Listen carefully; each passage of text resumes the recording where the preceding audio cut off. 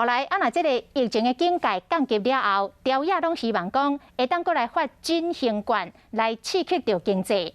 讲行政院有咧暗算，讲若是用春入来的特别预算，哪里上侪就是发1000换5000的5倍券。若要搁较侪，就要来增加着特别的预算。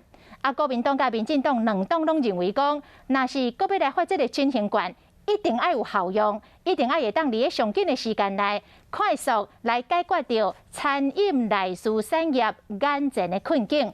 若这个金额到底是要来发偌济咧？讲爱搁讨论。三倍券振兴措施，民众开甲真欢喜，对店家嘛真有帮助。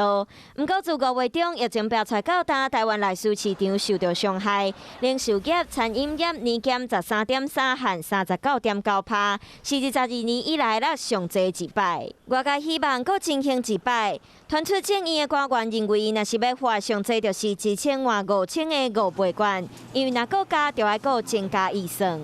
这个所谓振兴券的发放呢，有5倍券、有6倍券，甚至有10倍券哈。我们希望未来振兴券要发放的时候呢，是可以解决因为上一波非常严峻的这个疫情下面呢，受到影响的这些行业。行政院因为疫情，伫6月份将特别预算的上限增加到8400亿。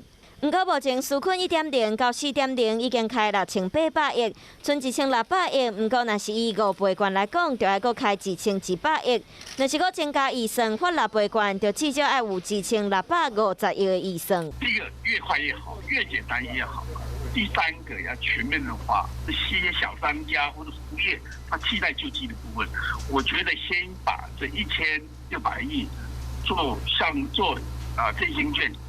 振兴相关的消费之后呢，再来做下一步的决定。